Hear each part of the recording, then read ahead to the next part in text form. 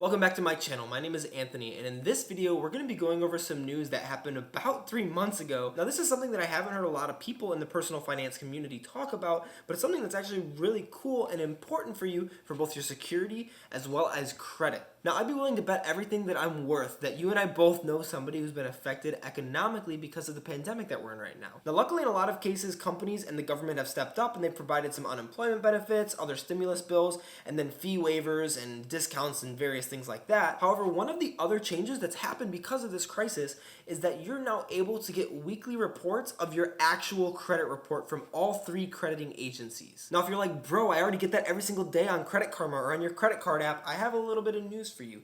That's not your actual credit score. Now, those agencies like Credit Karma as well as your bank or your credit card issuers are going to be looking through all the same credit information that the 3 crediting agencies are looking at. However, they have their own scoring systems, and normally underneath in the fine print, it'll kind of say this is a Vantiv 2.0 score or whatever the name is that they want to call it, because all these companies have their own scores that are proprietary to them, and they try to approximate what the FICO scores are. And just to get a little bit nerdier, the FICO score that's used at the bank when you apply for a loan can sometimes be different between the different crediting agencies, as well as there's multiple different types of FICO scores. For instance, we just learned about a new FICO score called FICO 10 that they're starting to implement now, but most banks probably won't be on it for a little while. But FICO 9 is what most people are using. And this is all stuff that you don't really need to know, but if you're a super nerd like me, you might find a little bit interesting. Now, I'm not saying that those apps that you look at like Credit Karma or your bank account or credit card statements are bad when they're determining your credit score. However, it's just an approximation, and you should always look at your actual credit score at least once a year to see where it is on all 3 agencies, because those are the agencies that are going to actually be taken into account when you apply for a loan, which is hopefully only going to be like a mortgage or something super low interest rate, because we like to stay away from debt because we want to be able to build wealth fast. Now, if you didn't know, there are 3 crediting agencies: Experian, TransUnion, and Equifax. Now, there's a law in the United States called the Fair Credit Reporting Act, or FCRA, that mandates that these 3 agencies give you access to your full credit report at least once a year. And it's actually really important that you look at this, because this is one way that you might be able to stop potential identity theft if something shows up on your credit report and it's not accurate. And it's going to determine how well you're going to be able to qualify for certain loans like mortgages or car loans that you might be applying for, as well as even something like an apartment complex, because they're still going to pull your credit report. Like I said at the beginning of this video, a lot of people are being affected in their pockets because of the pandemic, and that means that some people are having to apply for loans or apply for hardship deferral on loans that they might already have. And if that's the case, most of the banks are required to not report that to the crediting agencies.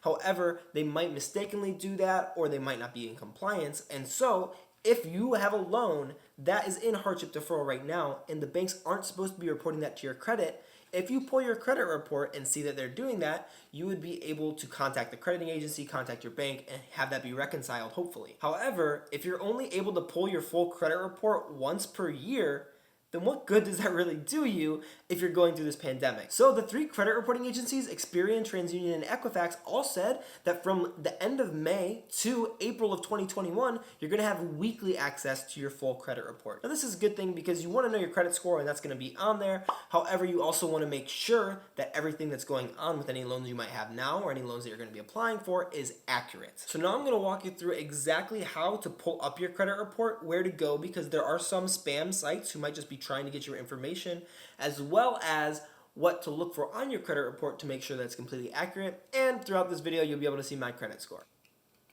Blue light glasses, which I actually don't need, but I like the aesthetic, so I wear them anyways. So the website that you're going to want to go to is annualcreditreport.com. And honestly, I don't know why I didn't see a lot more people talking about this, because I think that it's really important if you're trying to rebuild your credit or just know what it is. Because although it's awesome that you can just get that on your apps and it approximates your score, knowing exactly what will be reported to your bank is really important. So right in this big red box right here, you have something that says request your free credit report, and then there's 3 steps. And there's a couple ways that you can do this. You can call and have them mail it to you, or you can do it online, which is the preferred method for me and probably for you if you're watching this video. It is also important to note that whether or not you can do this weekly or annually, once we go back to April of 2021, you can request your report for either 1 or 2 or all 3 of the agencies at once. I recommend doing all 3 because then you can compare them and make sure that they're all the same. But if you want to learn your credit score throughout the year, I guess you could space them out, but I wouldn't do that. Also, a little bit of a sneaky confession. I've never done this before. even though I've had credit for a while now, and even if you don't have credit, you should still look at this in case your identity's been stolen. But don't do what I do what I say, and do what I do now, because people can change, and that's a good thing. So we're going to fill out the form, and you're not going to be able to see this part because this is all my personal information, and I love you all, but I don't want you to steal all my stuff. After step 1, which is the page that we just finished, you can click to request Equifax, Experian, and or TransUnion. All 3 are checked, so we'll go next. The last step is to re-verify the last 4 of your social, and then it's going to ask you some security questions just to make sure that it is who you are. For instance, mine's asking me about a retail card that I potentially might have, and I either have to answer where it's from or that I don't have it at all. I'm not going to tell you the answer because I love you, but don't steal my stuff. So it says that online delivery is unavailable right now. I'm going to see if that's happened for other people or if that's just me right now. But it says I can still ask for it to be mailed to me. I would just have to mail a form. That's annoying. All right, well, there's an error. So take number 2. See if we can do this again. Online delivery unavailable. I'm a little frustrated, but we're going to try this a 3rd time. But first I'm going to read how to request it by mail, which you can see on the screen here. But you have to fill out this form, which it looks like a customs form, like if you're flying into another country. So that's fun.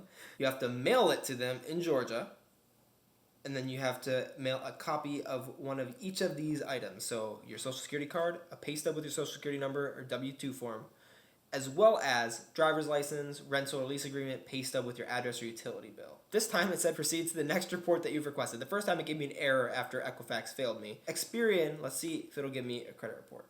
One of the questions is using your date of birth, select the zodiac sign from the following choices. Why is that a question to get your credit report? Cross your fingers. All right. I got a credit report from Experian. Oh. It might be because I put down the wrong address for the address that I lived at before this address, because I kind of forgot about an apartment. Maybe it's because it's the crappy apartment that we lived in and I shot my first videos and we didn't like very much, so maybe that's why I forgot about it, but that could be a reason. The nice thing about this is it's going to show you all of your personal information here, and you're not going to be able to see any of it, but you can click a button that says start a dispute. That'll blow up and you can see that if any of it is incorrect, and then puts your year of birth, your employers. Interestingly, I switched jobs in February and it doesn't have the new employer on here yet. And then it has my accounts. So it looks like right now everything is accurate. So this is interesting. You can see your hard inquiries as well as your soft inquiries. And I'll let you guys see this part of it. But basically it shows I have 2 from Experian from today. I have 1 from EDU Wells on 7/5. I didn't apply for anything. Looks like WFCRD SVC looks like Wells Fargo, I guess. 1 in the 1st of July from LexisNexis Insurance, maybe. I don't know what a lot of these are, and I haven't applied for any credit with any of these. I don't know if it's bank sharing information or what it is. That is very interesting. If anybody knows what this is, let me know, because I would love to figure it out. But to be completely honest with you, it's 11 o'clock and I don't feel like staying up forever just researching this one thing. And then I can set up an Experian account and add my FICO score for free. I thought they would just give it to me, but apparently I'm not that cool and they make me sign up for an account. So I'm going to do that real quick so that we can see my FICO score. So on Experian's website, you can upgrade your account for $25 a month and see all 3 of the FICO scores. And just like I said earlier, it says FICO score 8 here because right now we're in FICO score 10, but most banks are still using FICO score 8. Some are using FICO 9, but it shows my credit score as 723 here on Experian. Now I'm still going to see if TransUnion will let me pull it up and if I can go and get it from Equifax if I put in the right information for my address. But first, I'm going to pull up my Capital One app, which is, I have 1 credit card through them. I never use it, but I like their credit score system. It just seems easy to me. And I'm going to pull it up and you'll see the difference. And normally what I've heard is a good rule of thumb is if you take your credit score that you get on these apps and you subtract anywhere from 15 to 30, you'll probably be at what your FICO score is. And apparently that holds up because my FICO score here is 723, but my score here, let's see if I can get it to focus, is 758.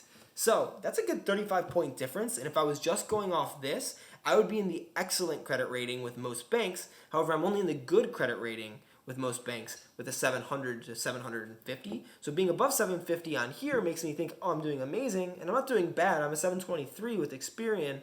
However, there's definitely some work that can be done on my credit before I get into that amazing range for when I want to buy a house in a couple of years. So now that you've seen how to do it with Experian, I'm going to go back to annualcreditreport.com, get your next report or finish right at the top of the page, stare me in the face.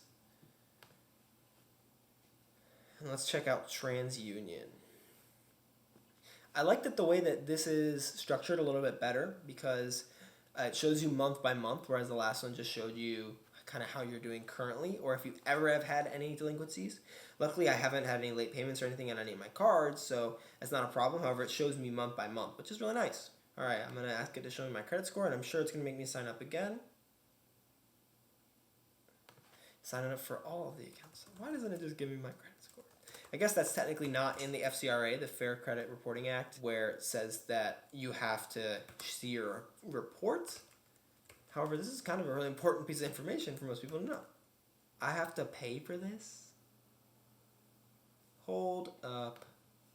I am not paying for this. This is interesting. So, you get your credit report for free, but I'm reading on TransUnion's website right here what you need to know. There are various types of credit scores, and lenders use a variety of different types of credit scores to make lending decisions. The credit score you receive is based on the Vantage Score 3.0 model and may not be the credit score model used by your lender. Banks use different scores, just like I said, FICO 8 versus FICO 9 and FICO 10, Vantage Score 3.0. So if I am going to put my credit card information in with this TransUnion site, give them $25 per month, I'm not even going to get a FICO score. I'm going to get the Vantage Score 3.0, which is what I get on my app and most of you guys get on your apps. Based on this information, if you get your TransUnion score on their website, the $25 will go towards a lot of good benefits in learning how to get your credit better. However, the score that you're getting is the same thing that you're getting for free on almost every single bank's apps. Not a fan. However, it is still important to check your credit report because that's going to show you what affects your score as well as make sure that everything is accurate. We're going to try one more time for Equifax. Still unavailable. So it looks like that's just an Equifax problem and it doesn't really have anything to do with me. So now I hope you know how to access your credit reports as well as why it's pretty important that you do that. And if you want to get started with credit and figuring out how to get your very first credit card, watch this video right over here. And if you want to see how I got my first 2 credit cards in one day, watch that video right here. And I'll see you there. Thanks.